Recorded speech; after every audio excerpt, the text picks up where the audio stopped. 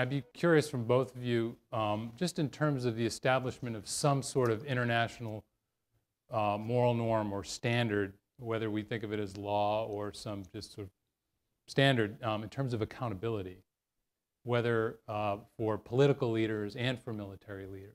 If you, does that play at all into your your story, and if so, if you could elaborate a little bit. Yeah. Well, the United Nations has a, it has a mixed role. Obviously, the soapbox orations in front of the General Assembly are just kind of theater to comedy, so those are irrelevant.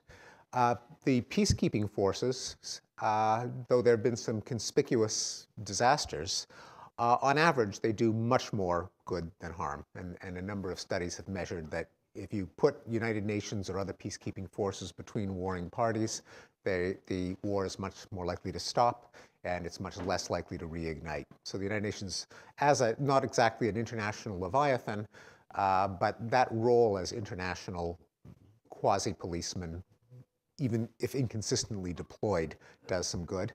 The third thing that also matters is a norm that basically member states of the United Nations are immortal.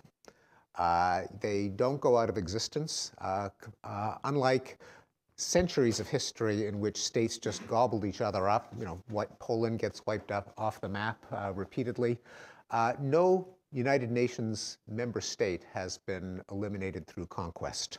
In fact, it's almost extremely rare, even for any territory, to have changed hands by conquest since the establishment of the UN. And the exceptions almost prove the rule. Iraq invaded Kuwait. It took short work for an international coalition to push them back. So a new norm seems to have emerged, that the boundaries ratified by the United Nations, no matter how illogical, drawn by drunken colonial administrators, but you don't mess with them.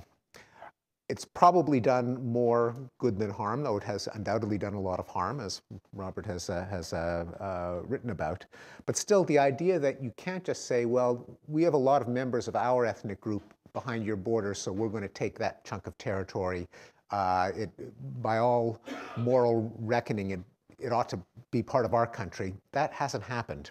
And that, I think, is the sanctity of international borders and the immortality of states as a kind of norm, not something that's ethically necessarily justifiable, but just we don't do that anymore. You don't mess with them. It's not thinkable, has probably been a stabilizing force.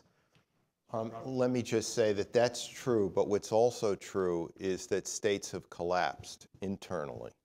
And that has led to significant degrees of violence. You've had Somalia collapsed, Haiti, the former Yugoslavia, the Soviet Union collapsed, violently in Tajikistan and in Nagorno-Karabakh and other places in the Caucasus, but generally non-violently in the Baltic states. So you have this sort of inverse problem here. A state isn't viable, but the UN can't keep it from collapsing internally. But to answer your question, is there a moral ethic? And I would say that this is something I write in my recent book, The Revenge of Geography, which is just because you're a democracy and you hold elections and you believe in the global good and advancing global civil society does not mean that your use of military force will necessarily have a moral result. It could have a negligible result. It could have an immoral result. It could have a lot of results. And therefore, even democracies, especially democracies, have to be especially wary of getting involved militarily around the world. Because remember, to get approval from a democracy to go to war, you have to emotionalize the masses to a certain degree, to get them behind it. And that can lead to miscalculation. This is a hard question. Even though you're a democracy, even though you saved the world from Nazi Germany, from fascist Japan, you still may have the best of intentions, But if you blunder, you can have the worst of moral results.